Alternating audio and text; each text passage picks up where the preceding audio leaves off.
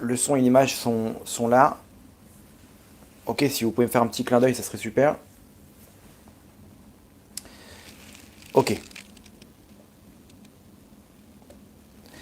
Ok, alors avant de commencer le cours, j'aimerais le dédier pour la réussite de Abigail Bat Sarah, Bezrat Hashem, pour une délivrance Berachamim pour Muriel Myriam Bat Suzanne Shoshana, ainsi que pour Michael Ben Solika, et un mariage Bezrat Hashem qui se passe de la meilleure des manières, avec un zivug Agoun pour Charlie Ben Bellara. Voilà, Chetiskou, Livnot, Binyan Adead, Bezrat Hashem. Ok, le cours de ce soir, c'est un petit cours un peu spécial par rapport à l'actualité, vous allez voir, mais surtout par rapport à la Géoula, ce qui est en train de se passer maintenant. Vous devez sûrement vous demander quel rapport avec l'actualité, quel rapport avec la reine d'Angleterre, avec ce qui se passe en ce moment. On va essayer de faire un puzzle ensemble, qu'on va essayer de regrouper, et vous allez voir qu'on est on est en plein dedans. On est en plein dedans, les messages ils sont clairs. Ok, je vous donne mon avis personnel par rapport à ce que nos sages disent sur le sujet, et, vous en jugerez par vous-même. Euh, Vous avez dû sûrement voir, il y a quelques mois, on avait parlé, après la mort du Rav Kanievski, on avait parlé que techniquement, il y avait un tzaddik qui me disait que techniquement, l'étape d'après, c'est que la reine d'Angleterre, elle devait partir. Pourquoi? Parce qu'elle correspondait à l'équivalent dans les forces opposées. Et effectivement, quelques mois après, donc elle est partie, alors que bon, ça aurait pu se passer, ça aurait pu se passer il y a longtemps, et ça s'est passé juste après. Donc aujourd'hui, on va essayer de comprendre c'est quoi le rapport. Il y avait une autre histoire que j'avais racontée pendant la fête de Shavuot. J'avais prié avec un tzaddik qui a eu ce qu'on appelle un message juste après la Hamida de Moussaf, et il me racontait, je vous fais l'histoire, et vous allez voir que c'est lié à tout ça. Il m'avait raconté comme ça que, en fait, je le vois prier, je le vois, mais d'une joie intense, vraiment, limite en train de danser. Et en le raccompagnant, je lui dis, Gvodrav, qu'est-ce qui s'est passé? J'ai vu que vous avez une grande joie. Vous avez senti quelque chose par rapport à Oam Israël. Et il dit, oui, oui, des grands cadeaux, Bezrat Hashem, il y aura des grandes choses pour l'Am Israël. Et je lui dis, pourquoi? Qu'est-ce qui s'est passé? Bon, il était un petit peu réticent et tout. Et après, je l'ai poussé et tout. Il m'a raconté. Il m'a dit, regarde, j'étais en train de finir ma Hamida. Et il me disait, j'ai fait une prière, mais vraiment très forte. On était après une nuit d'études de la Torah, Mikvé, tout ça. Il m'a dit, j'étais vraiment au plus haut niveau que j'aurais pu atteindre, au niveau Gdusha, au niveau sainteté. Et il me dit, là, j'ai une image qui me saute aux yeux, je vois une croix de chrétienne. J'essaie de tourner le regard pour faire fuir cette image. Et je me dis, mais quel rapport maintenant? Pourquoi, à un si haut niveau, on m'envoie cette image? Et il me dit, et je vois cette image, elle est là, et comme si qu'on me montre que la barre d'en haut, elle descend pour faire un T. Et il me dit, tout de suite, je comprends que le T, selon la Torah, c'est ce qu'on appelle le kamatz. Le kamatz, dans la ponctuation, c'est ce qu'il y a en dessous les lettres. Il y a le kamatz. Le kamatz, il représente dans les sphirotes, dans les sphères célestes, il représente au Keter. Le Keter qui est la couronne. La couronne, c'est la plus haute des sphères dans les 10 sphirotes qu'on va expliquer juste après. Et il me dit, on m'envoie le message que ce Keter, cette couronne, qui est en exil dans les forces opposées, il y a eu, dans les mondes d'en haut, il y a eu un passage dans les forces de la Gdusha, dans le Ham Israël. Et c'est ce qu'on m'a montré. On m'a montré cette croix qui passe là-bas et qui passe de la croix au T, qui est le symbole de la couronne dans les sphirotes, dans les sphères célestes. Et c'est pour ça qu'il était joyeux, parce qu'il a compris qu'à partir de maintenant, il allait avoir une matérialisation dans les événements où le monde des dômes va perdre sa domination pour laisser place à la couronne d'Hachem et de son Mashiach, donc dans les événements à venir. Donc il m'a dit, c'est ce qui va se produire maintenant. Donc les deux histoires, elles se correspondent. Pourquoi? Parce que celle qui représentait la couronne, on va expliquer tout de suite, hein, vous allez voir à quoi ça ressemble, mais celle qui représentait la couronne dans le monde occidental, dans les forces opposées, et ben en fait, celle qui est ce symbole-là, elle tombe pour laisser, donc c'est la matérialisation de que l'étape d'après, c'est le couronnement d'Hachem et de son Mashiach. Ok, donc donc faut se préparer, les événements ils vont être en fonction. Excusez-moi, j'ai oublié de passer l'annonce. Ok, je vous laisse en suspense une minute. Mais on a mis en place un tikkun à Niftarim, un tikkun pour la réparation des défunts. Le jeudi prochain, Bezrat Hashem, on a fait passer une annonce. Celui qui veut participer, c'est quelque chose de très grand pour réparer les défunts, surtout avant Rosh Hashanah, où même les défunts, ils sont jugés. Donc si vous voulez y participer, rendez-vous sur le site tovhm, hm.com.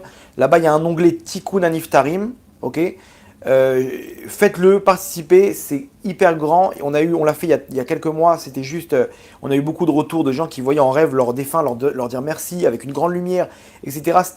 C'était quelque chose d'assez important. À côté de ça, on a monté aussi un kollel de nuit, d'études des secrets de la Torah. Ceux qui veulent participer, ils sont les bienvenus. Ok, même un petit peu, c'est une grande lumière qui peut amener beaucoup de mérite avant Rosh Hashanah. Ok, donc ça c'était pour la petite annonce. Donc je reprends ce qu'on disait. Donc là maintenant, on est face à des événements qui vont être des événements incroyables pour l'homme Israël. Tenez-vous prêts à ce que vont se produire des événements incroyables pour l'homme Israël. Malheureusement, il y aura une perte de vitesse pour le monde occidental et une montée pour l'homme Israël. Donc on y est, vous allez voir, c'est l'objet du cours de ce soir. De quelle manière je peux affirmer ça ? Jugez par vous-même après ce qu'on va expliquer ce soir, mais en tout cas, hein, il est clair qu'Hachem, il a de grandes choses à nous proposer. Ok, donc accrochez vos ceintures, on va faire un petit voyage dans le temps. Ok, et pour savoir qu'est-ce que nous on peut faire en tant qu'Am Israël pour pouvoir faire avancer la procédure. Ok, donc c'est parti pour un petit voyage pour le cours de ce soir, Bezrat Hashem. Ok.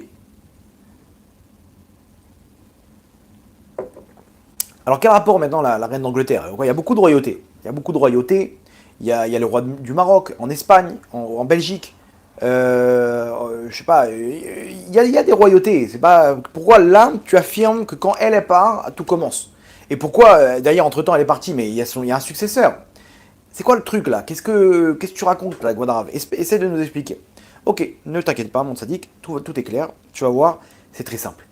Ok, on commence avec une petite introduction pour commencer. Je vais vous expliquer c'est quoi les sphirotes pour comprendre un petit peu ce qui se passe. Le Rama qui dit, Rabbi Moshe Cordovero à la Vachalom, il nous explique qu'il faut tout voir avec les sphirotes. Tout ce qui se passe dans le monde, c'est par rapport aux sphères célestes. Quand on arrive à mettre le point sur dans quelle sphère on est en train de travailler dans les mondes d'en haut, alors on peut comprendre quel est notre rôle sur Terre. D'accord ? À quoi ça ressemble les sphères célestes, ce qu'on appelle les sphirotes. Les sphirotes, elles sont au nombre de 10, ok, et elles sont à l'image d'un homme. C'est-à-dire que dans les mondes d'en haut, en fait, la lumière d'Hachem, la lumière infinie, qui émane d'Hachem et qui doit redescendre dans ce monde-là, elle est trop forte, et on ne peut pas la capter. Donc, elle est divisée, ok, par 10 sphères qui vont être 10 caractéristiques, entre guillemets, de cette lumière. Et elles sont à l'image d'un homme. Donc c'est comme à l'image d'un pommeau de douche qui vient donc diviser le jet d'eau, qui va permettre qu'on puisse supporter l'eau sans être fouetté par la puissance du jet. Donc pareil, cette lumière elle est divisée en 10 sphères, okay, en 10 canaux, si vous préférez, et qui sont à l'image d'un homme. Pourquoi un homme ? Parce que par rapport à ce qu'un homme il a dans son corps, alors on peut comprendre quelle est la caractéristique de cette lumière. Par exemple, donc je vous donne les sphères, on en a 3 dans la tête. On a ce qu'on appelle le Keter. Keter, c'est celle qui est ici, là où on met les tefilines. C'est la traduction littérale de ce qu'on appelle la couronne. Ok, donc elle représente la couronne, la royauté d'Hachem. On a Chorma Bina, ok, ce qui représente les pensées. Donc ces 3-là, c'est les sphères des pensées. Après, on est dans les 7 autres, ce sont les sphères qui représentent l'action. On a le bras droit, Chesed, le bras gauche, Gvura, le corps, Tiferet, les jambes, Netzach, Od, okay, et la brite qui est Yesod Malchut, okay, celle qui amène une abondance dans ce monde avec la création d'une vie sur Terre, c'est ce qu'on appelle la Malchut avec le Yesod. D'accord? Donc on a nos 10 sphères. Et vous pouvez le voir que quand on veut donner, on utilise la main droite. On veut donner la tzedaka, la main droite, c'est le chesed, le don. Quand on veut utiliser la force, c'est la main gauche. Ok, selon la Torah, la gauche, c'est ce qu'on appelle la gvura, c'est la force. La droite, c'est le chesed. Yemin Hashem Romema, Yemin Hashem. On commence toujours par la droite pour faire des actions, pour faire des mitzvot, pour faire une bracha. Pour chaque chose, on utilise la main droite. Le corps, c'est Tiferet, c'est de là qu'émanent toutes les lumières. Ok, c'est la base. C'est ce qu'on appelle la Torah aussi. Et le Ham Israël, il est relié. Chacun, il a une source dans ses sphirotes. C'est pour ça qu'on est divisé. On est divisé, il y en a qui appartiennent au monde de la Torah, il y en a qui appartiennent au monde des actions, ils sont dans le combat, ok, au corps à corps, c'est la malchoute. Il y en a qui appartiennent aux pensées, comme les grands d'Israël. Les grands d'Israël, c'était les pensées. Alors à l'époque du Tanakh, on avait plusieurs entités qui étaient toutes ensemble, ok, mais qui avaient chacun un rôle différent. On avait le roi, donc le roi c'est le Keter, ok, on avait Chesed, c'est ce qu'on appelle les Kohanim, donc les prêtres qui exerçaient au Beth Amikdash. Gvura, c'était les Lévim. Tiferet, c'était le Sanhedrin, c'est tout ce qui représente à la Torah. Le Sanhedrin, c'est l'assemblée des sages d'Israël. Ok, on avait Netzach et Hod, c'était les prophètes. La prophétie, tout ce qui faisait référence à la prophétie. Ok, la Malchut, c'est là où tout ça était matérialisé. Chacun, il apportait sa lumière pour la matérialiser à l'intérieur du Ham Israël, du peuple juif. Donc on avait une union entre des forces qui étaient complètement séparées. Les Kohanim, bien qu'une fois ils se sont battus à l'époque de Hanouka, mais c'était quelque chose de temporaire. À la fin, ils ont été punis parce qu'ils ont gardé la royauté. Des fois, Hachem nous fait des changements comme ça, mais techniquement, on a les Kohanim ils s'occupent du service divin essentiellement.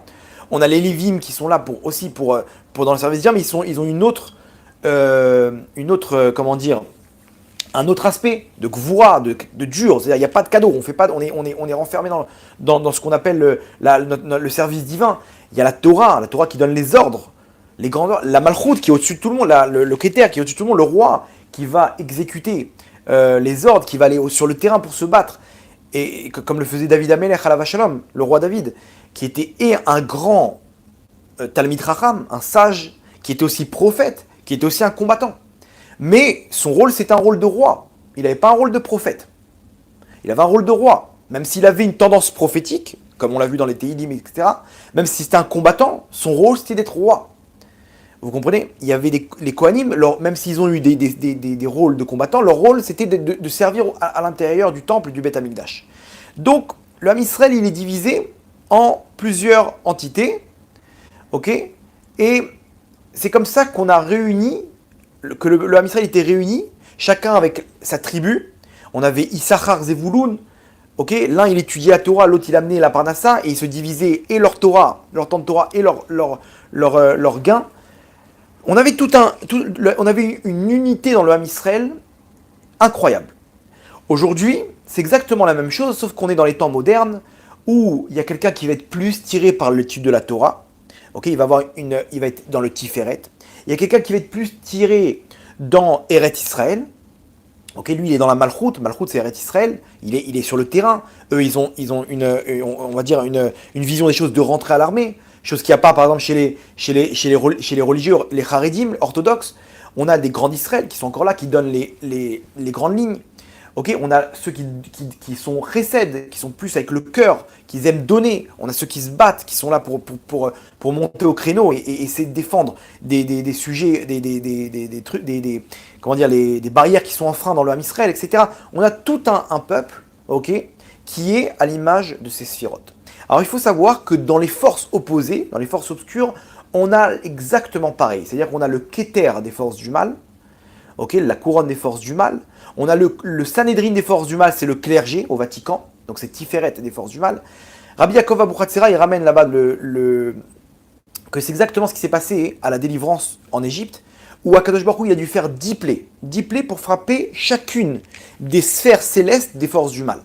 Et à la fin, on a fini avec Makat Bechorot, la mort des premiers-nés, qui était au niveau du Keter. On a frappé même le Paro, ok, et son fils, on a frappé la couronne.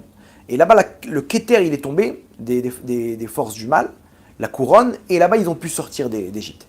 Aujourd'hui, il faut comprendre qu'on est dans la même situation. Akadosh Baruch Hu, il nous donne des symboles, des signes, dans ce monde-là, qui dominent dans les forces du mal. Donc il y a toujours une opposition entre les forces de la Gdusha et les forces des Klipot, des forces opposées. Et on a une guerre aujourd'hui qui est peut-être spirituelle et matérielle. D'accord? Ce qui se passe dans les mondes d'en haut, il y a une guerre spirituelle que représente Amalek, le Erev Rav, qui sont ces forces opposées, et une guerre matérielle qu'on se bat. On a vu la dernière guerre à Tisha B'Av, mais comme vous avez pu le voir dans les cours qu'on a fait sur la fin du mal par rapport à la guerre de Tisha B'Av, il y a aussi une raison spirituelle à cette guerre.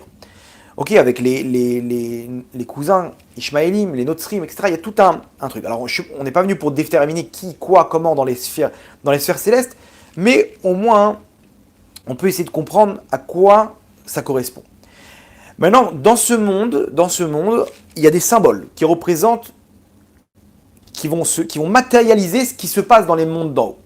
De la même manière que le lion, il représente la royauté, que le serpent, il représente les forces du mal. Okay, donc quand on a des choses avec quand on a des éléments avec ou des symboles qui représentent ces animaux, okay, on peut faire référence à une allusion qu'Hachem nous fait passer.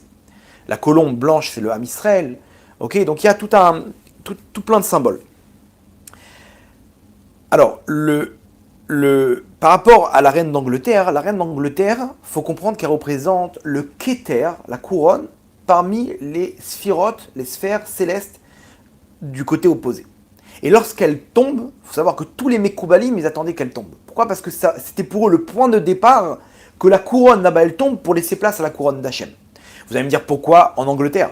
Et pourquoi pas le roi du Maroc? Pourquoi comment dire, elle a un remplaçant quand même, elle a un héritier. Donc c'est bien beau ce que tu dis, tu allais tomber, mais elle n'est pas tombée définitivement, il y a une continuité derrière. C'est vrai, vous allez comprendre. Alors il faut savoir que ce cours-là, c'est un peu le complément du cours qu'on a fait, ce qui s'appelle l'esclavage des temps modernes. L'esclavage des temps modernes, où là-bas on a expliqué comment, en fait, de la même manière, ce qui se passe avec les vaccins, avec le corona, c'est dirigé par des gens qui veulent contrôler le monde, qui veulent rendre esclaves les peuples. Okay, ces gens-là, ils sont en train de faire ce qu'on appelle le nouvel ordre mondial, qui est le projet divin dans les forces du mal. Okay, c'est ce que va faire le Mashiach. Le Mashiach va faire un nouvel ordre mondial de paix etc. Donc ça, c'est ce qui se passe, qu'on a expliqué là-bas. C'est ni plus ni moins que le Satan en personne, okay, qui met en place ça avec Hitler. On a expliqué là-bas Hitler avec JC. Qu'est-ce que lui, comment il a récupéré cette couronne dans les forces du mal. Et entre parenthèses, dans le signe des nazis, il y a aussi la croix là-bas. Bref, on a expliqué ça, ici on va compléter. Il faut savoir une chose, pourquoi, comment dire, alors eux, ils représentent plus le Da'at. Le Da'at, c'est une autre forme, c'est Paro, ok, elle représente le Kéter. Alors il faut savoir, je ne vais pas rentrer dans les détails, parce que ce n'est pas des trucs qu'on peut prouver, etc. Mais ces gens-là, ils ont des cérémonies de ce qu'on appelle Moler. Moler, c'était une idole, okay, où là-bas, il y avait des sacrifices, il y avait des trucs. C'est des trucs, on va dire, des cérémonies des forces du mal, qui avaient depuis déjà Avraham Avinu. Et eux, jusqu'à aujourd'hui, ils font ces cérémonies. Et celle qui est à la tête de tout ça, c'est la reine d'Angleterre. Sur le plan des ordres, c'est elle qui a une influence, on va dire, plus... pas dans l'action, mais plus c'est une qui est à la tête de ce mouvement de la franc-maçonnerie, etc. Bref, je rentre pas dans ça, c'est pas mon rôle, je suis pas dans ces trucs-là, mais je vous donne par rapport à ce qui se passe, pourquoi maintenant la couronne, on peut déterminer qu'elle était là-bas. Alors pour ça, il faut remonter à l'époque des croisades. À l'époque des croisades, en 1191, Richard Cœur de Lion entame la troisième croisade. Ok, tout le monde connaît Richard Cœur de Lion. Il entame la troisième croisade et il arrive à conquérir les côtes israéliennes d'Israël, palestiniennes, quoi, des côtes de Palestine de l'époque, l'empire de Saladin. Donc c'était Saladin à l'époque qui était le dirigeant. Il arrive à conquérir tout le littoral, avec Akko, etc. Et il veut se diriger vers Jérusalem. Il n'a pas réussi à conquérir Jérusalem. Okay, Jérusalem est resté entre les mains de Saladin. Mais il a quand même conquéri le territoire israélien d'aujourd'hui, tout le littoral. Et après, il y a une alliance, etc. Bon, le, l'histoire, elle est simple. C'est que à partir du moment où il conquit géographiquement Israël, il prend un contrôle aussi spirituellement de la terre d'Israël. Remarquez bien qu'il n'a pas conquéri, il n'a pas réussi à conquérir Jérusalem. Il s'est fait stopper par Saladin et par son frère. Et c'est pour ça que jusqu'à aujourd'hui, il y a une emprise aussi des Ishmaélim, de nos cousins, sur Jérusalem. Sur Jérusalem. Mais le reste de la terre d'Israël, elle est entre les mains des Juifs. Ok, maintenant, Richard Cœur de Lion, ok, donc eux, il faut savoir qu'ils se sont séparés de l'église. C'est pas la même église qu'on connaît, c'est l'église anglicane. Ok, ils se sont séparés. Lui-même, vous voyez bien, les croisés, ils avaient une croix rouge, ok, sur leur habit blanc, sur leur armure, ils avaient un habit blanc avec une croix rouge, ok, et eux, ils se sont dit libérer la Terre Sainte et Jérusalem. Et ils sont partis avec une pensée spirituelle. Ok, c'est-à-dire que c'était pas une conquête géographique, c'était une conquête spirituelle et matérielle. C'est pour ça qu'ils ont une emprise aussi des forces aussi spirituellement sur ce qui s'est passé sur les forces de l'Akdoucha. Il y a les Templiers aussi qui représentent donc tous ces cérémonies. Ils se disent descendre du roi David, ok, et ils font la Brit Mila. Vous savez que jusqu'à aujourd'hui, la famille royale, ils font la Brit Mila. Et bizarrement, qui a donné l'autorisation au peuple juif de revenir sur sa terre? L'Angleterre. L'Angleterre, c'est l'Angleterre qui avait le mandat, c'est le mandat britannique qui était à cette époque. Juste avant, c'était les Turcs. Hachem, il a fait un scénario où c'est l'Angleterre qui récupère parce que c'est l'Angleterre qui doit donner l'accord à Israël de revenir sur sa terre. Est-ce que c'est un hasard? Comment? Sur tous ces pays, ça aurait pu être la France. La France, ils avaient le Liban, ils avaient la Syrie. Non, Hachem, il leur a pas donné la Palestine. Il y a eu temporairement les Turcs, mais Hachem, il a fait un scénario où les Britanniques qui récupèrent la Palestine parce que c'est eux qui doivent donner l'accord à Israël de revenir sur sa terre. Pourquoi? Parce que géographiquement, Israël, ils retrouvent leurs droits. Spirituellement, on n'a pas encore nos droits. On est encore en galoute. Même si matériellement, on n'est plus en galoute, mais spirituellement, on est encore en galoute. Ouais, on voit ce qui se passe. On ne peut pas appliquer ni Torah ni mitzvot. On est rejeté. Tout celui qui applique la Torah et mitzvot, c'est limite s'il ne dérange pas. On est encore à Jérusalem, nos cousins. On n'est pas là, quoi. On n'arrive pas à s'exprimer spirituellement.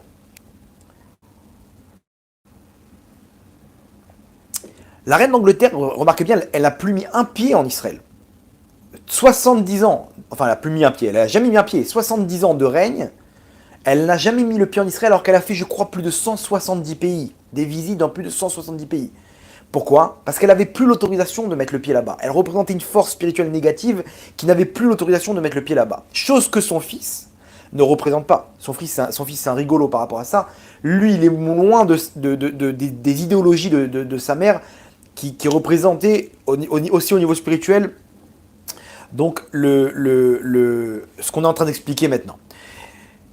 Et donc c'est pour ça que quand la tête elle tombe automatiquement, ça veut dire que la tête elle est libérée, la couronne elle passe comment dire, de ce côté des sphères célestes du mal, ok, aux sphères célestes, aux sphirotes de la Gdusha.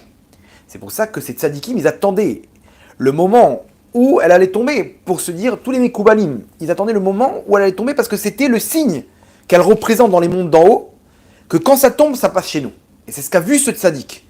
Ce tzaddik, il a vu la croix que représente donc cette église anglicane, okay, qui représente le Kéter, et pas le Vatican. Le Vatican, je vous ai dit, c'est le clergé, c'est le Tiferet. Okay, je suis désolé, je vous ramène beaucoup de détails, mais c'est important pour comprendre le déroulement de ce qui se passe actuellement. Et donc lui voit cette croix se transformer en kamatz, ce thé qui représente la couronne dans les forces de la Gdusha. Maintenant, quel rapport avec les tzadikim qui sont partis? Regardez comment c'est incroyable. Accrochez-vous, il y aura des petits mouvements, des petits mouvements. Donc remettez votre ceinture si vous l'avez enlevée. On passe la vitesse supérieure. Maintenant, remarquez bien que tous les grands d'Israël, les principaux en tout cas, ils sont partis juste avant qu'elle tombe. Le Rav Kanievski, il y a 5 mois.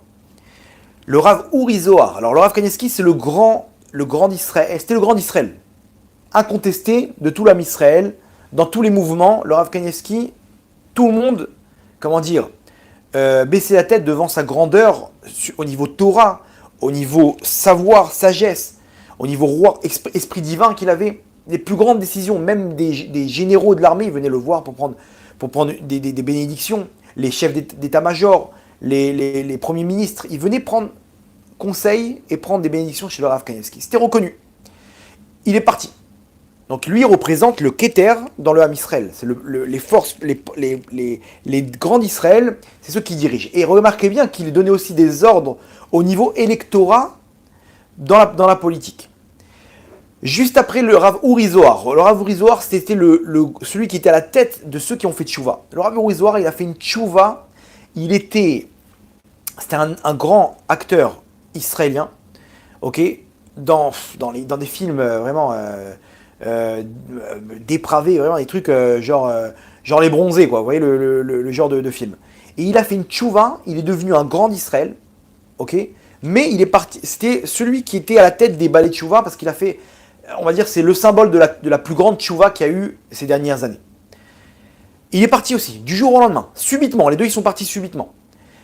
Ensuite, on a eu le Rav Tuvia Weiss. Le Rav Tuvia Weiss, c'est chez la Eda Haredit.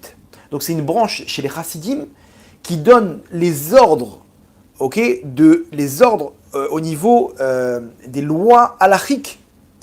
Ce sont au niveau halachique, tout le monde connaît Badat Seda Haredit, au niveau de la cacheroute, au niveau des mariages, c'est eux qui donnent les grandes lignes, au niveau de la loi juive, au niveau des chassidim. Donc c'est aussi un grand qui donnait les ordres, qui est parti. Pareil du jour au lendemain, il est tombé malade, il est parti quelques jours après. Et au niveau des Sfaradim, on a eu le Rav Shalom Cohen, que lui il était aussi au niveau électorat politique, c'est lui qui donnait les ordres chez les Sfaradim. Les Sfaradim, c'est le côté des pays de l'Afrique du Nord, Irak, tous les Sfaradim, ceux qui viennent il y a Ashkenaz et Sfarad. Donc c'est l'autre côté. Tous ces grands d'Israël, ils sont partis en moins de 5 mois. Chez les Français, on a perdu le Rav Mimoun. Le Rav Mimoun, je ne le connaissais pas, mais une fois qu'il est parti, on m'a raconté des histoires. Je ne sais pas si c'était pas lui qui était à la tête au niveau du canal des Français. C'était un tzaddik énorme dans tous les domaines. Il faisait des miracles comme Baba Salé. Il était le Rav Citru qui disait c'était mon commando d'élite. C'est-à-dire quand j'avais besoin de faire une mission dont j'étais incapable, j'envoyais le Rav Mimoun. Et lui, il était capable de faire des choses à l'intérieur des forces du mal, de sortir des Neshamot. Et en plus, au niveau halakha, c'était un des élèves de Rav Ovadia Yosef. C'était une sagesse énorme, énorme. Il nous a quittés du jour au lendemain aussi. Cette force spirituelle que représentait le Rav Mimoun, il est parti du jour au lendemain. Et juste après, la reine d'Angleterre. Pourquoi ? Non, vous allez comprendre pourquoi. Parce que les forces du mal, ils n'ont pas de force à eux-mêmes. Ils puisent des forces du bien. Donc quand le Keter, quand la couronne des forces du bien, il tombe, alors les forces du mal, ils n'ont plus où puiser leur énergie spirituelle, et donc ils tombent. Donc tous les grands d'Israël, ils sont tombés. On se retrouve un peuple orphelin. On a encore des remplaçants, mais c'est pas pareil. C'est comme elle a aussi un héritier. Mais ça n'a rien à voir. C'est le ciel et la terre. On n'a personne qui pourra remplacer le Rav Kanievski aujourd'hui. On n'a personne. On a des grands, bien entendu. Mais personne ne pourra remplacer le Rav Shalom Cohen. Le Rav Kanievski. C'est deux sommités dans les deux grands courants du Ham Israël qui sont irremplaçables. Irremplaçables. Et donc, si ils n'ont plus où puiser, donc automatiquement, du côté opposé, ça tombe. Donc vous comprenez que c'est quelque chose de très grand. Alors maintenant, on se retrouve sans lumière de la pensée. Vous allez voir, c'est la suite du cours. Alors c'est intéressant de voir que le jour où la reine d'Angleterre elle est partie, le jour même en Israël, il y a eu une annonce dramatique du ministère de la Santé. Sur la chaîne 13, Arutz Shlosh Esrei, en Israël, il y a un des représentants du ministère de la Santé, qui s'appelle Meir Martiano, ok, qui a fait une annonce dramatique. Il a dit, après 2 ans, le ministère de la Santé est arrivé aux conclusions que le corona n'était ni plus ni moins qu'une simple grippe. Annonce dramatique. Et il dit, à partir de maintenant, il n'y a plus de confinement. On ne va plus pousser les gens à faire les vaccins. Imaginez-vous, il est en train de dire qu'on n'avait pas... En fait, tout ce qu'on a fait, c'était parce qu'on était sûr que c'était pire qu'une grippe, mais finalement, c'est qu'une simple grippe. Donc, toutes les conséquences qui ont suivi, tout tombe. Et il annonce ça à la chaîne, vous pouvez voir ça, hein, c'est quelque chose qu'ils n'ont pas censuré. Retournement de situation du ministère de la Santé, après tous les mensonges sur les effets du vaccin, tout ce qu'ils ont essayé de retourner. Rien qu'une histoire pour les vaccins, il y avait des femmes qui arrivaient pas à mettre à terme leur grossesse. Toutes celles qui ont fait les vaccins, ils n'arrivaient pas à mettre à terme leur grossesse. Il y a eu des gros chamboulements aussi au niveau pour tomber enceinte, etc. Et eux, ils disaient, après vérification, ils disaient, mais dans les statistiques, il n'y a pas il n'y a pas d'augmentation du nombre de pertes d'enfants, de femmes enceintes. Et en fait, ils ont fait les statistiques, écoutez bien, sur toute la population israélienne, en comptant les hommes, ok. Au lieu de faire ça sur les femmes, ils ont rajouté les hommes vaccinés, qui ne tombent pas enceintes. Donc vous comprenez, les hommes, ils ne tombent pas enceintes. Donc les statistiques, ils étaient faussés. Donc nous, ils nous donnaient les résultats. Et en fait, il fallait rentrer dans le nombre de personnes pour comprendre qu'ici, c'était un mensonge. Et ils ont arnaqué toute la terre pour pouvoir vendre leurs vaccins, pour pouvoir nous placer leur histoire. Et combien d'histoires il y a eu? Combien on a fait honte?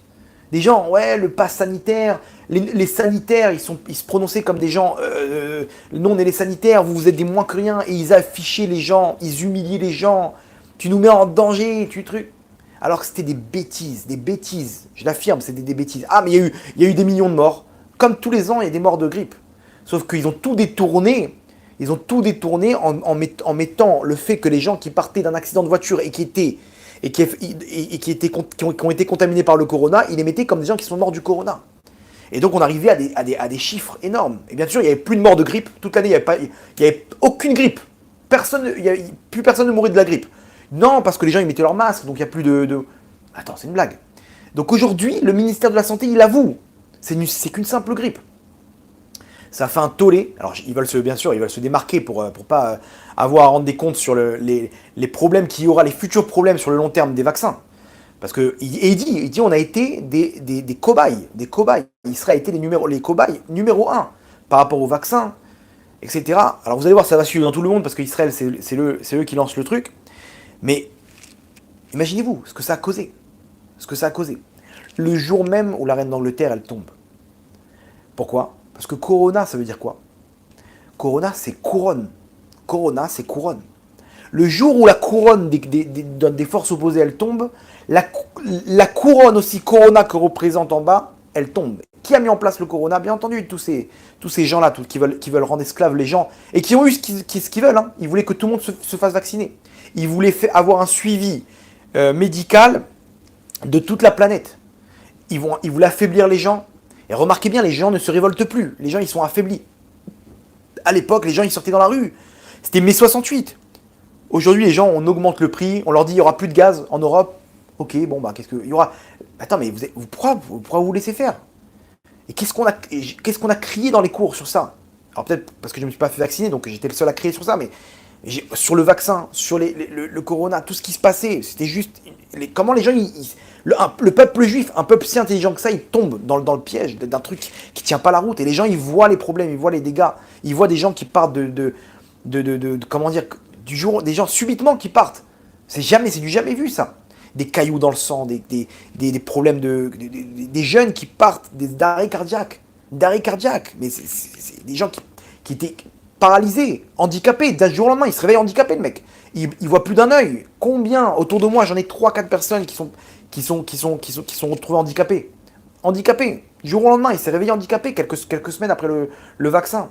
Qui ont perdu leur enfant, leur bébé dans le ventre. Des dizaines de cas. Et combien de morts de gens qui sont partis subitement. Bref, c'est pas le sujet, mais le jour même où la couronne, elle tombe, le corona, il tombe en Israël. Est-ce que vous pensez que c'est un hasard? Corona qui veut dire couronne. C'est le même terme. Ce même vaccin de Pfizer qui nous a séparés. Vous allez voir que la séparation, ça fait partie aussi du plan des forces du mal. Pourquoi maintenant? Vous allez me dire, attends, mais pourquoi maintenant? Tout simplement, parce qu'on est la veille de Rosh Hashanah. Rosh Hashanah, qu'est-ce qu'on fait à Rosh Hashanah? Rosh Hashanah, c'est la tête de l'année. C'est là-bas qu'on vient demander à Hachem d'être roi. Tiens, c'est bizarre. La tête, elle tombe là-bas, la tête, elle tombe chez nous, la tête, elle tombe dans les forces opposées, juste avant Rosh Hashanah. Ou là-bas, qu'est-ce qu'on demande à Melech HaKadosh, à Melech HaMishpat? On demande qu'Hachem il redevienne le roi sur terre. par l'intermédiaire du Mashiach, qui sera son représentant sur terre. Pourquoi Hachem nous donne tous ces signes? On est face à une période de stand-by. La couronne, elle est nulle part maintenant. Il faut qu'on la fasse passer à Hachem. C'est le rôle qu'on aura à Rosh Hashanah. Rosh Hashanah, c'est Prinat Tzadik, comme ça dit Rabbi Nachman. Il faut qu'on fasse venir le Mashiach grâce à Rosh Hashanah. Rosh Hashanah, si on demande qu'Hachem soit roi, on peut faire venir le Mashiach. Ça, c'est ce qu'Hachem il nous donne comme élément. Pourquoi? Parce que quand l'un tombe, l'autre se lève. Là, ça tombe dans les forces opposées. Hachem est en train de nous dire, mes enfants, c'est terminé. La couronne sort de son exil. Elle passe dans les forces de la Kedusha. Et vous allez voir maintenant des événements qui vont être juste incroyables pour l'homme Israël.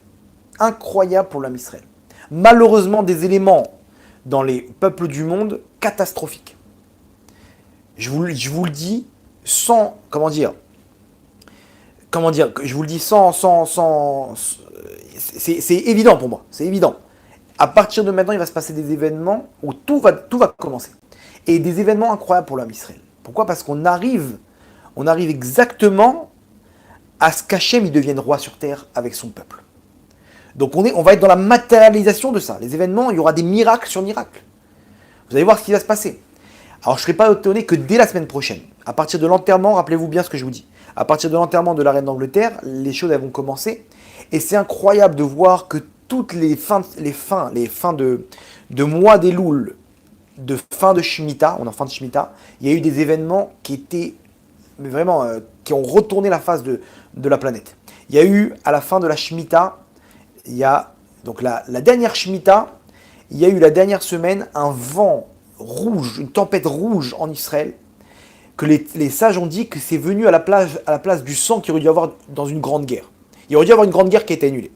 La Shemitah d'avant, la dernière semaine d'avant, en 2008, il y a eu la crise économique aux États-Unis. Remarquez bien la date, c'était en fin d'Elul. La Shemitah d'avant, c'est en 2001, 7 ans plus tôt, il y a eu le 11 septembre. Le 11 septembre, regardez, c'était quand? C'était la deuxième partie du mois d'Elul aussi. 11 septembre 2001, les chutes du World Trade Center. Là, on rentre dans la dernière semaine du mois d'Elul, de la fin de tout ce cycle de Shemitah. C'est là où ils vont enterrer cette couronne, et spirituellement, il va se passer quelque chose. Dans les mondes d'en haut, matériellement, il y aura des événements. Alors, peut-être que ça va se passer dans les jours qui vont suivre, peut-être à Rosh Hashanah.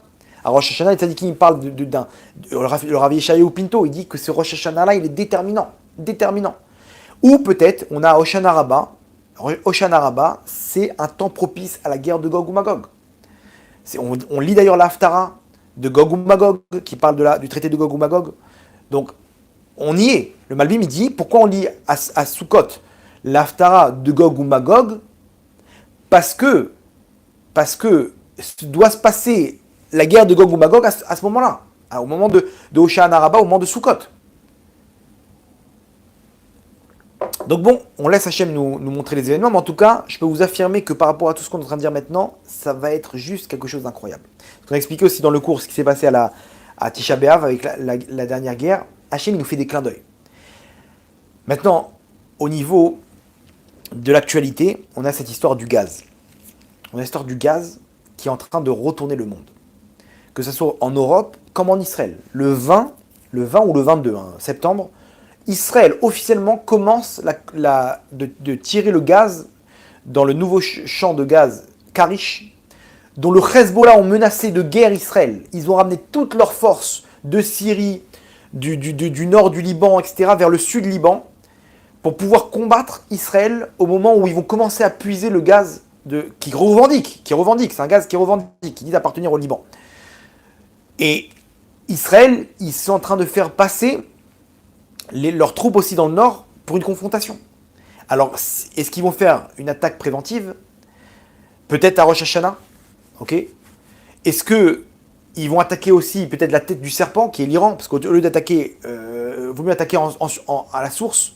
Là, le traité avec l'Iran, il est en train de tomber à l'eau. Israël, ils ont l'accord des États-Unis pour attaquer. C'est là, dans les prochains jours, ils ne vont pas attendre de se faire attaquer. Israël, ils ont une tactique d'attaque préventive. Ok, vaut mieux intervenir avant de se faire surprendre. La meilleure défense, c'est l'attaque. Et ils vont le faire. On va se réveiller un matin, il n'y aura plus de centrale nucléaire en Iran. Et on va être face à des milliers d'une attaque de milliers de missiles. À cause du gaz. À cause du gaz. Ça peut être l'élément qui peut tout enflammer. En France, le gaz, il va mener l'Europe à une troisième guerre mondiale. Comme vous savez, la Russie, ils ont coupé le gaz à l'Europe. Ok. Au fur et à mesure, ils coupent le gaz, parce que l'Europe, ils fournissent des armes à l'Ukraine. Ils ont fait un accord avec la Chine pour fournir le gaz en Chine, c'est-à-dire que l'Europe va être sans gaz. Cet hiver, il y aura à peine un peu de gaz, et surtout pour l'Allemagne. L'Allemagne, ils sont en majeure partie fournis par le gaz russe. Donc l'Allemagne, cet hiver, ils vont être en l'air. Ils risquent de tomber économiquement parlant. Et s'ils tombent, c'est une pièce maîtresse pour que toute l'Europe, elle tombe. Donc ils vont pas attendre, ils vont devoir intervenir militairement pour pas arriver à tomber financièrement et qu'il y ait une guerre civile. Ils sont obligés de passer à l'attaque. C'est comme ça que ça marche. Quand il y a des problèmes économiques, bah, il faut en découdre pour remettre un nouvel ordre dans le monde. Donc l'Europe, ils vont rentrer en guerre avec la Russie. C'est une question de temps avant que ça s'enflamme. Ça aurait pu se terminer cette histoire avec l'Ukraine. Et l'Ukraine, ils sont en train de repousser la Russie. Vous comprenez quelque chose à ça, au plan d'Hachem? Pourquoi Hachem il fait en sorte que l'Ukraine elle gagne? Hachem, si tu veux que ça se calme, laisse la Russie terminer le travail et c'est terminé. Non. Hachem il fait en sorte de donner des forces à l'Ukraine. Pourquoi? Parce qu'il veut que ça s'enflamme. Et quel élément qui va tout enflammer? Le gaz. Le gaz. Alors j'étais invité à un cours avec le Rav Dinovitch par Eliaou Bokhara. Donc il a voulu organiser un cours là-bas. J'ai raconté une chose, ma pensée sur le gaz. Vous allez voir comment ça rejoint exactement l'histoire de la reine d'Angleterre. Alors c'est quoi le gaz? Regardez comme c'est fort. C'est très très fort.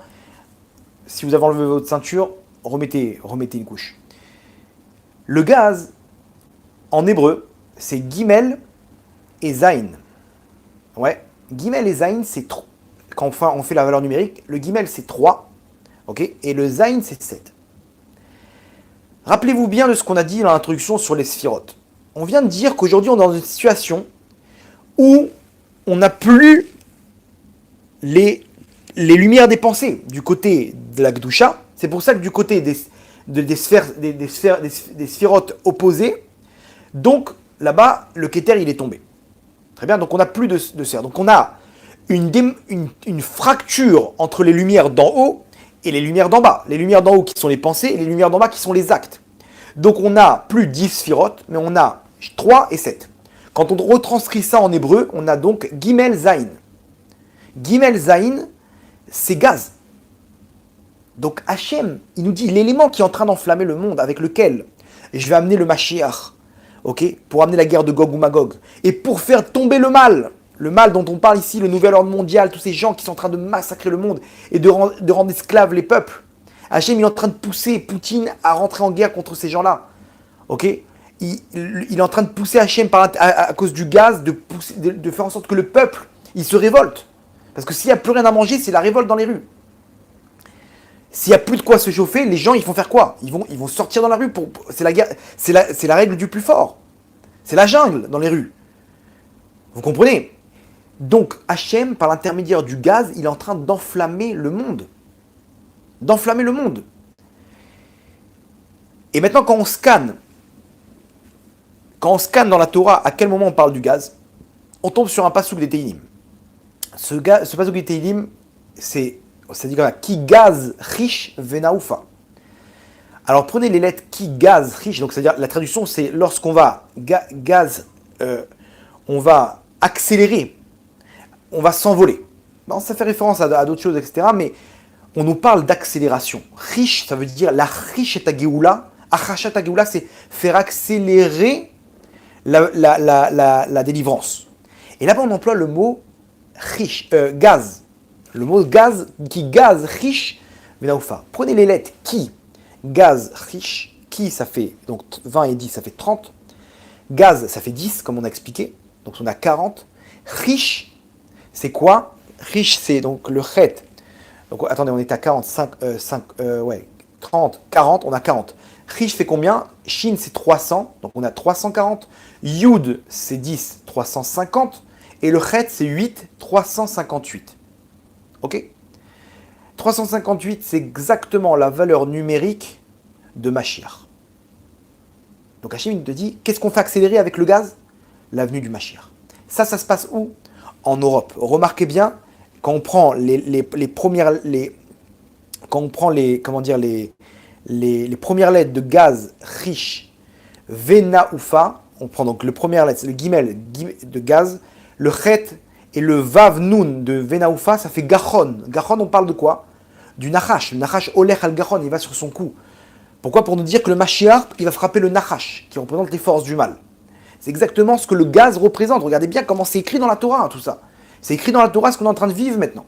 Et en Israël et en Europe. Ok? Très bien.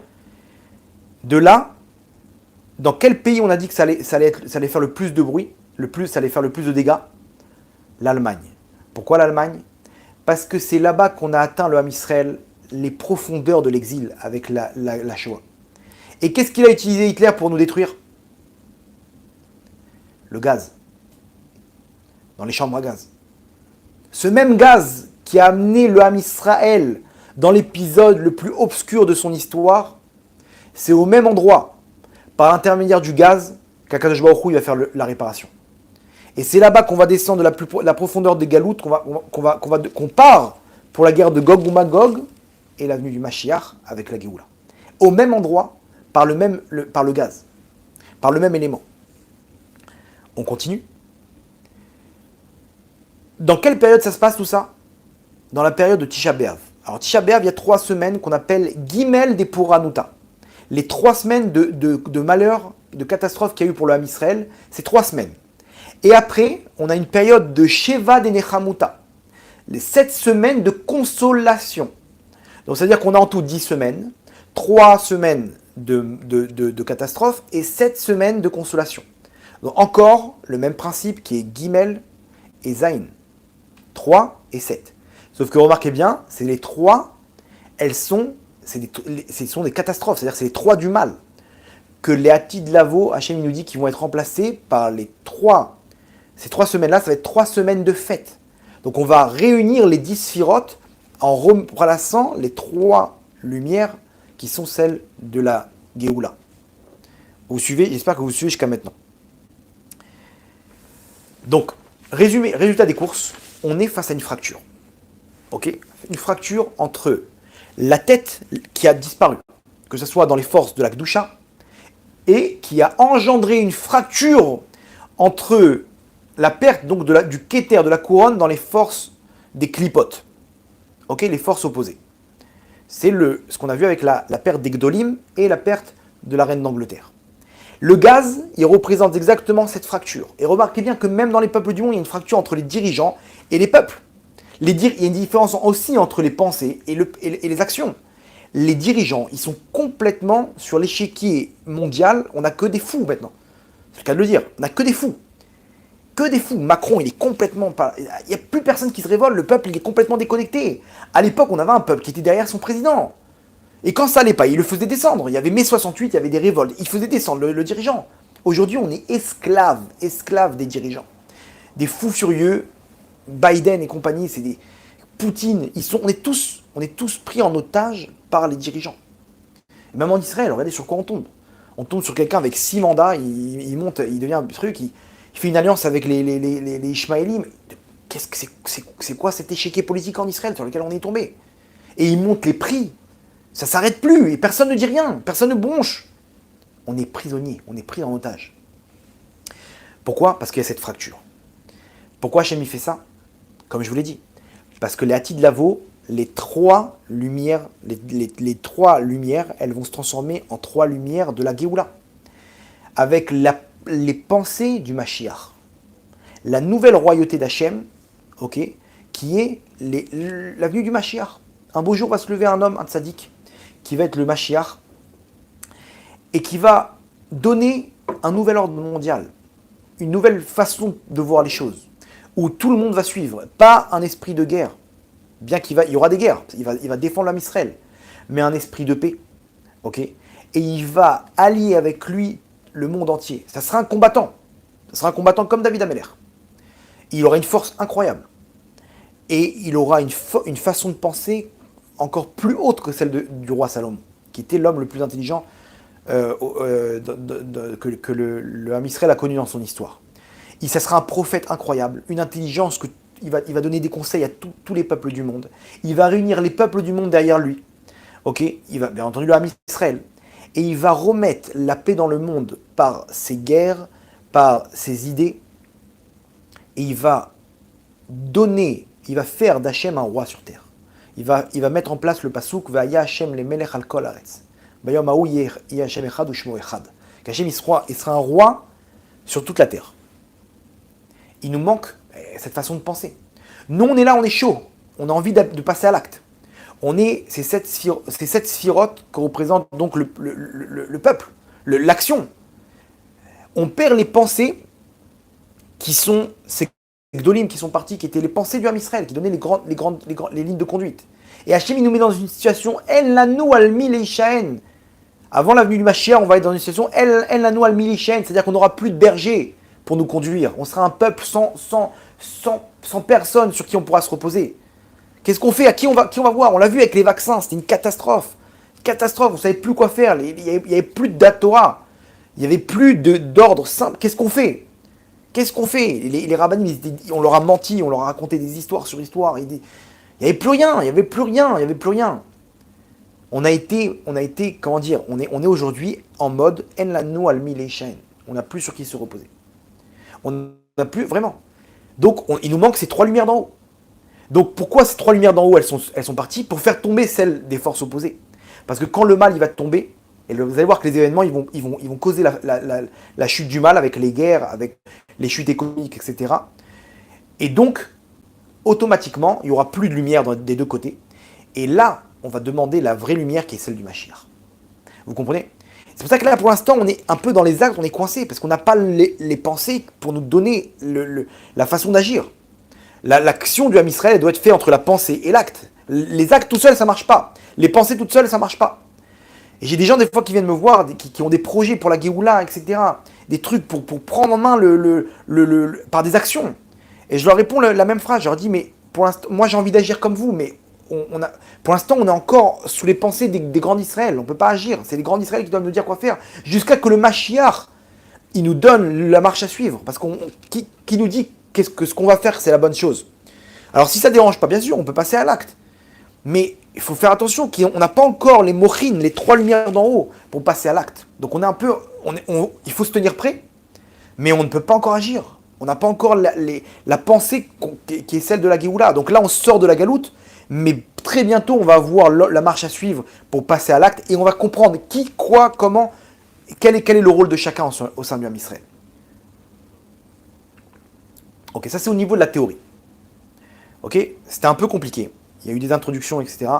Vous avez vu que toutes les pièces du puzzle maintenant, par rapport à l'actualité, par rapport à ce que disent nos sages, par rapport à l'histoire, tout est imbriqué l'un dans l'autre.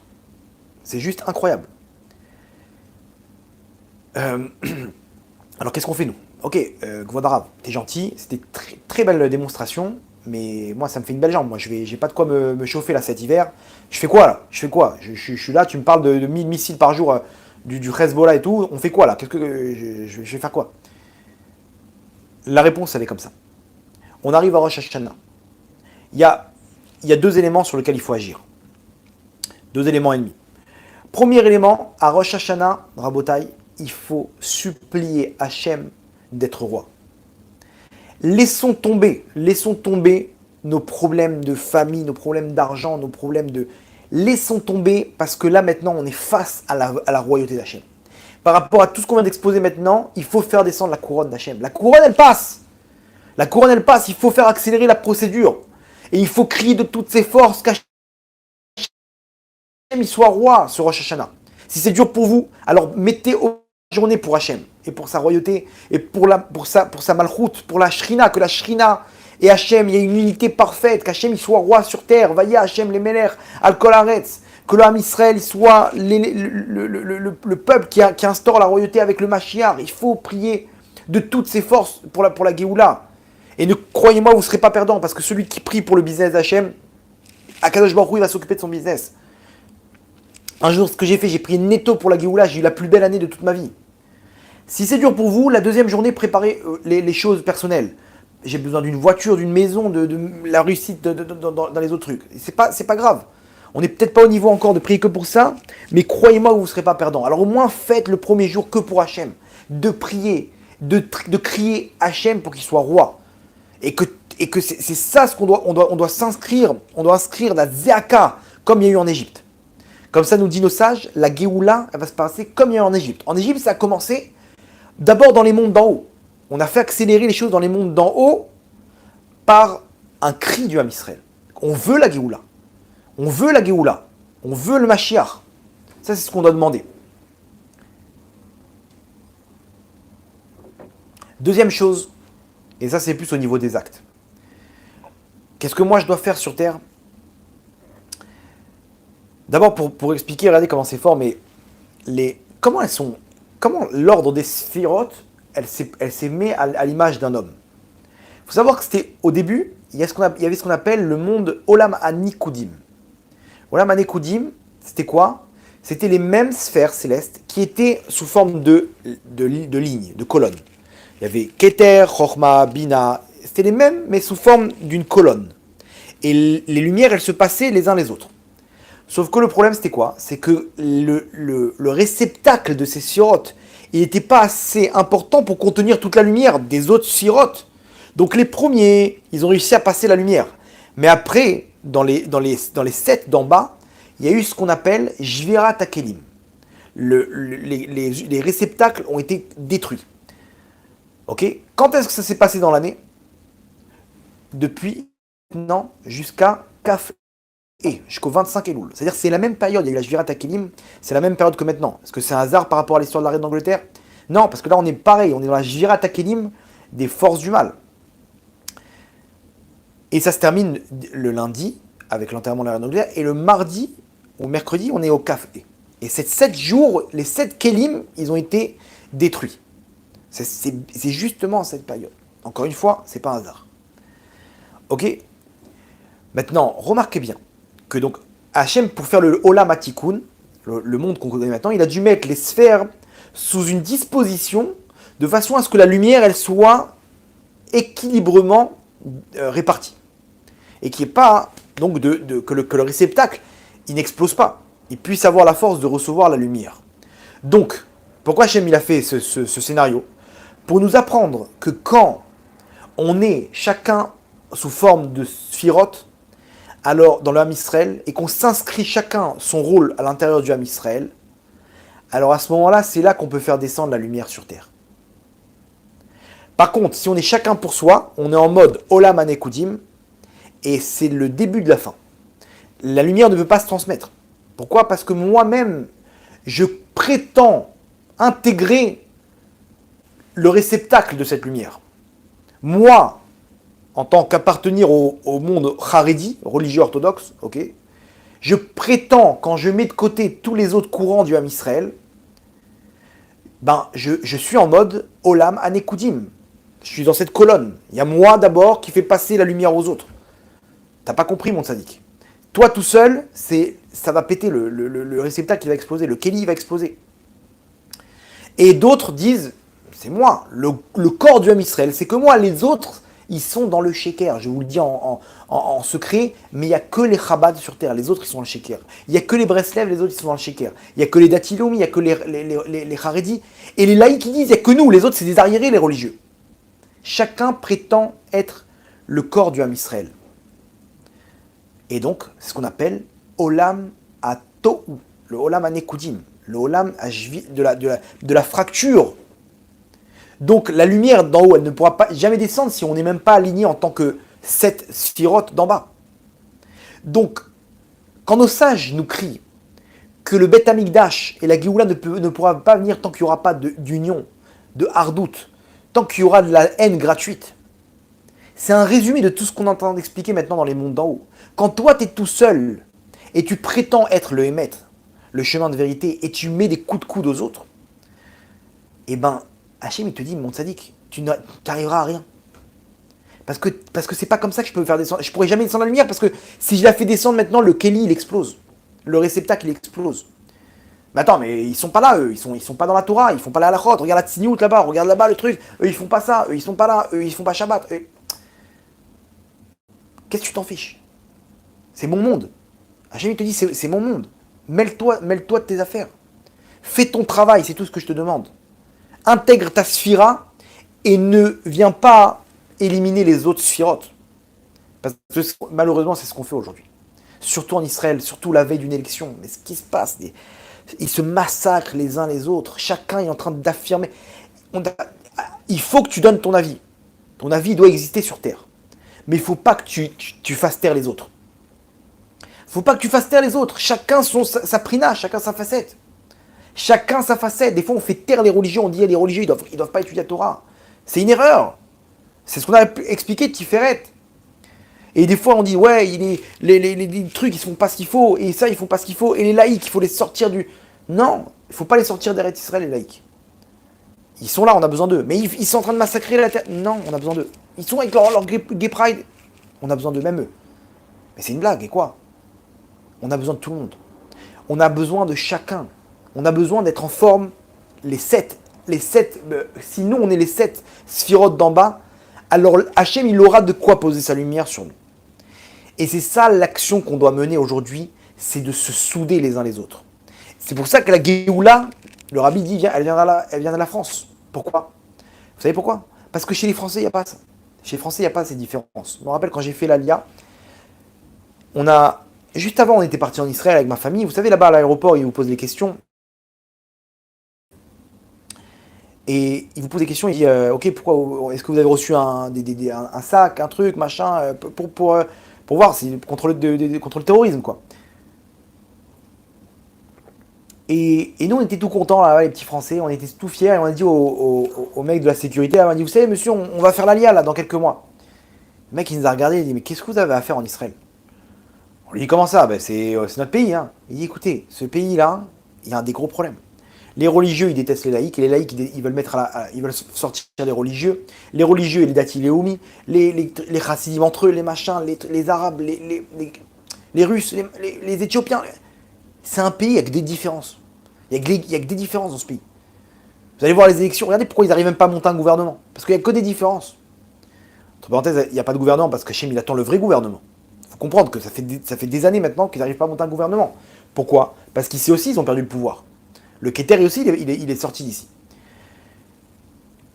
Et on l'a regardé, on a dit, mais on avait du mal à y croire, quoi. Et puis voilà, chacun on a choisi un chemin. Moi, je suis devenu comme ça, mon frère, il est devenu comme ça. Et ça jette un froid. Ça jette un froid dans la Israël. Chacun, il a son truc. Alors qu'en France, on voyait pas quel kippa tu avais. On voyait pas si tu portes un costume, si t'es comme ça, si t'es religieux, si t'es pas religieux. On était tous ensemble. On était tous ensemble. Donc il y a cette force chez nous les Français.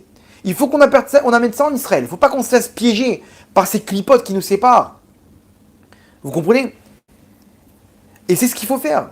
Et nous, on est là du matin au soir en train de déclarer, c'est moi le gouffre du Ham Israël, c'est moi les 7 sirotes. Je représente tous les autres, ils sont pas là. Le Mashiach, il va arriver et il va faire de nous tous des Dati Leumi, ou tous des Haredim, ou tous des Breslev. J'entends des gens comme ça, ils disent écrit noir sur blanc, on va tous à la fin être tous des Breslev. Il n'y a pas de problème, moi, il faut comprendre de quoi ça parle. Un jour, je demandais à un élève du Rav Arouche, il m'a dit non, Breslev, c'est Lev Bassar. C'est qu'à la fin, on aura tous un cœur de chair. Pas qu'on va. Et les gens, ils sont tellement dans leur mensonge que pour eux, non, on sera tous dans le mouvement Breslev. Vous comprenez? Il n'y aura plus de mouvement quand il y aura le Mashiach. On aura chacun sa facette à l'intérieur des sphirotes. Vous comprenez? Donc c'est ça ce qu'ils nous disent nos sages. Avat Rinam. Faut arrêter de faire des différences. Faut être ensemble. Et quand on est ensemble, on fait descendre les lumières. C'est-à-dire que maintenant, aujourd'hui, il faut faire un mouvement entre les communautés, entre les rabbanim, de se souder, de faire des cours, comme ce qu'il a fait. Eliaou Bokhara, il a fait un cours, avec deux courants complètement différents. La Torah de Rav Yovich et moi, c'est deux courants différents. Et on a eu un très bon contact. Ok, on n'était pas d'accord sur tous les points, mais il y a eu un très bon contact. Pourquoi? Parce que c'est comme ça, c'est la redoute, chacun il amène son avis. Mais il n'y en a aucun d'entre nous qui a fait taire l'autre. Aucun, il y a eu un respect mutuel, parce que c'est comme ça que ça marche, le Ham Israël. Le Ham Israël, c'est voilà moi ce que je pense.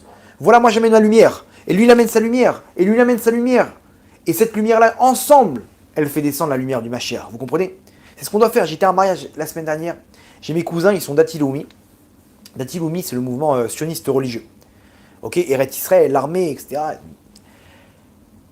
Alors, il faut savoir que les Haredim et les Dati Leumi, ils s'entendent pas. Ils s'entendent pas du tout. Ok, les Haredim, ils disent que les Dati Leumi sont trop cool dans la halakha. Ok, au niveau de Tzniout, au niveau.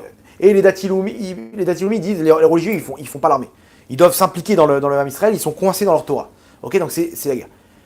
Et au début, moi, je me faisais attraper par ça. Depuis longtemps, j'ai éradiqué ça en moi. J'ai compris que c'était des clipotes, ces différences. Et je me suis retrouvé au mariage du fils de ma cousine. Donc mes cousins, ils sont comme ça. Mes cousins, ils sont dans des implantations là-bas. Implantations, là. C'est eux qui montent des implantations avec des caravanes. Mais vraiment, des gens avec le cœur pur, qui sont là. Et j'ai un cousin, il est avec un champ il a monté une implantation. Avec quelques personnes, ils ont monté une implantation qui va bientôt recevoir, là, maintenant, des autorisations. Et il a un champ de dattes. Là, il vient de monter un champ de mangue. Et il est là pour le Eretz Israël. Ils ont un cœur, mais un amour pour l'âme Israël. Des gens en or, en or. Et j'étais à un mariage comme ça, j'étais le seul Haredi là-bas. Mais vous savez quoi? J'étais là-bas en train de danser avec eux. J'étais le seul en noir et blanc avec mon chapeau. Et ils étaient tous là-bas. Et j'étais là en train de kiffer avec mes frères. J'étais en train de kiffer avec mes frères. J'ai attrapé le Khatan et j'étais là. J'étais pas en train de me dire, ouais, peut-être qu'il me déteste, peut-être qu'il. Regarde comment. Ah, j'étais loin de tout ça. Je suis à des années-lumière de tout ça. Et j'avais la shrina là-bas. On était tous ensemble, on était tous en train de danser. Mais je m'en fichais complètement de ce qu'ils allaient penser de moi. Moi, je voulais danser avec mes frères. J'étais là avec eux et j'ai vu le cœur qu'ils ont.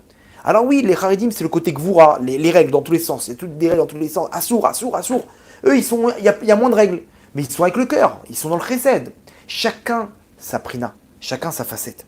Et quand on amène chacun notre facette, alors c'est là Rabotaï, qu'on amène les lumières du Ham Israël. Et je pense, moi, de mon côté, mon avis, les actes qu'on va faire maintenant, c'est souder tout le Ham Israël, surtout en période d'élection. Et ne plus voir de différence. Si vous entendez quelqu'un qui parle mal d'un des courants du Ham Israël, il faut se battre contre lui. Il y a mon tzaddik, je suis désolé, je suis pas d'accord avec toi. T'as assourd de parler comme ça. C'est assourd de parler comme ça. C'est assourd de parler. Ham Israël, c'est un Ham de tzaddikim. Et vous allez voir que même les laïcs, ils amènent leur lumière dans le Ham Israël. Ham Israël, c'est un peuple de tzaddikim. Un Ham Zakai, un peuple méritant.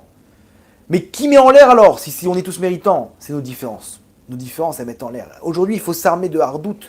Et parce que c'est ça qui va ramener, c'est ça ce que nous crient nos sages. Aujourd'hui, c'est la matérialisation de tout ça pour qu'on soit 10 sphirotes. Le rachage dans le kavanot qu'on fait à la tfila, tous les jours à la tfila, il faut savoir qu'on fait descendre dans toute la tfila, les lumières les 7 lumières d'en bas, elles sont déjà réparées. Tout notre travail dans les prières de la semaine, c'est de faire descendre Bina, Chorma et Keter. C'est 3 lumières qu'on attend maintenant. Celle de la Géoula. Toute la semaine, jusqu'à Shabbat matin, on fait descendre la Bina. De Shabbat matin, après Shabbat matin, on fait descendre la Chorma. Et à Mincha de Shabbat, on fait descendre le Keter. Vous comprenez? Donc, Hachem, c'est exactement ce qu'il nous demande maintenant, de faire descendre les lumières d'en haut. C'est 3 lumières de la couronne d'Hachem avec son Mashiach. Ça va se matérialiser avec les événements prochains et avec le dévoilement du Mashiach, Bekarov, Bezrat Hachem. À nous de nous unir pour faire en sorte pour faire descendre la couronne du Mashiach avec la royauté d'Hachem sur terre avec son Mashiach. Et ça, c'est entre nos mains. Et si on se sépare, on risque de reporter tout ce qui est en train de se passer actuellement. Et Hachem, il va nous unir de force si on ne le fait pas. Donc à nous de le faire. À nous de le faire et de s'unir. C'est ça le message qu'il faut avoir. 2 choses. De crier de toutes ses forces pour la malchoute d'Hachem. Entre parenthèses, n'oubliez pas, on a la prière de la Géoula tous les Rosh Chodesh. Cette année, on va le faire la veille de Rosh Hashanah Bezrat Hachem. Il y aura un message qu'on va faire passer avec une annonce. Faites passer, il y aura une horaire, je crois que ça sera à 14h la veille de Rosh Hashanah Bezrat Hachem. On se réunit pour faire la prière du Or HaChaim HaKadosh. Ça va vous prendre 20 secondes. On demande maintenant une fois par mois, on a une prière pour la Géoula. Et au niveau des actes, comment agir? Être prêt, unis, tous ensemble. De quelle manière on passe à l'acte? Je ne sais pas comment on peut passer à l'acte. Ça, le Mashiach, il va se dévoiler, il va nous le dire. Mais déjà, nous, on est unis. On est unis, prêts à intervenir. Et chacun, comme l'armée. Dans l'armée, on a des avions de chasse. On a des gens qui sont dans ils font des cyberattaques, qui sont devant des ordinateurs. On a des gens aussi qui sont devant leur Gemara et qui envoient des attaques qui font comment dire, qui mettent en l'air au niveau dans les forces du mal aussi. les clipotes. Grâce au Limouda Torah qui enlève des mauvais décrets. Il y a des gens qui sont sur le terrain, qui se battent, qui font du chesed, Ichoudat Salah. C'est des gens qui sont là en train de sauver des vies du matin au soir. Le Ham Israël, c'est un peuple de tzadikim. Mais il faut qu'on soit ensemble. Parce que si on est séparés, Hachem nous dit, mais tzadikim, je ne peux pas faire descendre la lumière parce que sinon, le réceptacle lui va exploser. Donc qu'est-ce qu'Hachem nous demande? Comment dire, il faut se battre pour s'unir. C'est ça les actes qu'il faut faire. Il faut prier de toutes nos forces pour faire descendre cette lumière et montrer à Hachem qu'on est capable de la recevoir, cette lumière. Comment? Quand on est tous unis. Chacun il donne sa parole et chacun ensemble il place son truc et tous ensemble. Et ne pas annuler une seule partie du Ham Israël, Bezrat Hachem. Pas une seule partie du Ham Israël parce que c'est ça la chute. La chute du Mashiach, c'est nous qui pouvons faire chuter le Mashiach si on n'est pas ensemble. On va finir avec une histoire, vous allez voir, qui illustre tout ça. J'espère que vous avez suivi là. Remettez encore votre ceinture parce que cette histoire, elle est sympathique. L'histoire que la Gemara nous ramène avec Shmuel. Shmuel, il était avec un sorcier, un non-juif. Et les deux, des fois, ils se conseillaient les uns les autres. Et un jour, il y a un groupe de juifs qui est passé. Et le sorcier, il a dit à Shmuel, c'est un grand sage du Ham Israël à l'époque. Il lui dit, tu vois, lui, ce mec là-bas, il va pas revenir. Shmuel lui dit, comment tu sais? Il lui dit, parce que j'ai vu par rapport à l'astrologie, les planètes, les trucs, etc., ma boule de cristal, j'ai vu qu'il allait tomber. Il allait tomber, il allait mourir, il va pas revenir, il va partir, il va mourir là-bas. Shmuel lui a dit, ok, mais, comment dire, il faut savoir que le Ham Israël, il n'y a pas de mazal. C'est-à-dire qu'il se peut que même si tu as vu tout ça dans son horoscope, dans son mazal, il se peut qu'il ne va pas mourir. Ok, on attend, viens, on attend. Et il revient vivant. Ah, le sorcier dit, c'est pas possible, c'est impossible, il aurait dû mourir. Il dit, ok, viens, on va lui poser la question, il a dû faire quelque chose qui a changé son destin. Ils vont le voir, et Shmuel lui dit, mon tzaddik, explique-moi, qu'est-ce que tu as fait? Tu as fait un acte énorme qui a tout changé. Il dit, Vodarav, j'ai rien fait, je sais pas de quoi vous parlez. Il dit, écoute-moi bien, mon fils, tu aurais dû mourir là maintenant. Là maintenant, tu aurais dû mourir. Il y a quelque chose que tu as fait qui a changé ton mazal. Dis-nous. Il dit, waouh, j'aurais dû mourir. Alors peut-être je sais à cause de quoi, hein, grâce à quoi je m'en suis sorti. Il dit, regardez, moi je suis un coupeur là-bas, il coupait des roseaux sur la rive du fleuve. Il dit, avec mes copains, on est partis. Donc il était au nombre de 6. On est parti couper les roseaux, comme d'habitude, comme tous les jours. Et là-bas, on a fait une pause pour manger notre repas. Et ce qu'on a l'habitude de faire, c'est qu'on met tous notre repas au milieu.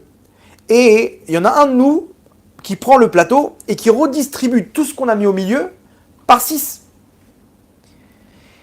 Aujourd'hui, tout le monde a mis son repas. Et j'ai vu l'un d'entre eux qui n'avait rien mis. C'était quelqu'un qui n'avait pas de quoi manger. Il n'avait pas de quoi mettre il n'avait pas de repas à mettre. Et j'étais le seul à voir. Il a fait semblant de mettre quelque chose, mais j'ai vu qu'il n'a rien mis. Donc tout de suite, j'ai pris les choses en main. J'ai pris le plateau. Donc dedans, dans le plateau, il y a 5 parts. Et j'ai redistribué par 6. Donc en fait, qu'est-ce qu'il a fait? Il a donné de quoi manger à celui qui n'avait pas de quoi manger. Et en même temps, il a sauvé. Il a évité de le faire honte.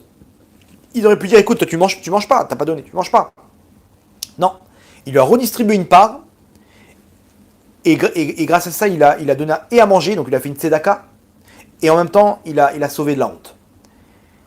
Waouh! Shmuel, il dit, c'est ce que nos sages disent. Tzedaka tatzil mimavet. La tzedaka, elle sauve de la mort.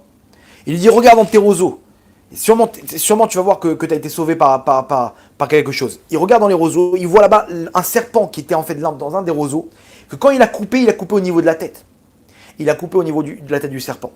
Il a dit, tu vois, si tu n'avais pas fait cette tzedaka, tu t'aurais coupé le roseau, mais sans tuer le serpent. Et quand tu aurais pris les roseaux sur ton épaule, le serpent il serait sorti et il t'aurait tué. Donc, ta tzedaka, elle t'a sauvé. Elle t'a sauvé. Grâce à cette personne à qui t'as donné, t'as été sauvé et t'as été sauvé de la mort. Ça, c'est l'histoire. Maintenant, regardez bien. Accrochez-vous, parce que vous allez voir ce que symbolise cette histoire. C'est exactement le résumé du cours. C'est qui ce type-là qui a été sauvé? c'est ni plus ni moins que le Mashiach. Le Mashiach, c'est quoi son rôle? C'est que lui se retrouve avec le Ham Israël. Et chacun du Ham Israël, rappelez-vous ce qu'on a dit, il doit mettre sa lumière. C'est quoi ce principe de distribuer la nourriture? T'as ton repas, tu manges tout seul, t'as ton sandwich, t'as ta gamelle, tu manges tout seul, t'as pas besoin de mettre ça au milieu pour redistribuer. Vous comprenez? Depuis quand on voit ça? Vous avez vu ça au boulot, ils mettent tous leurs plats et ils redistribuent. Nos sages, ils veulent nous dire quelque chose ici. Ces cinq personnes-là, c'est tout le Ham Israël. Et chacun y met sa part dans le plateau, dans le Ham Israël. Les Charedim, les Dati Leomi. Et il y en a qui mettent pas de part. C'est qui? C'est les laïcs. Eux, apparemment, ils mettent pas de lumière. On est d'accord? Apparemment, ils sont là, ils font pas Shabbat, ils amènent des choses terribles dans le Ham Israël.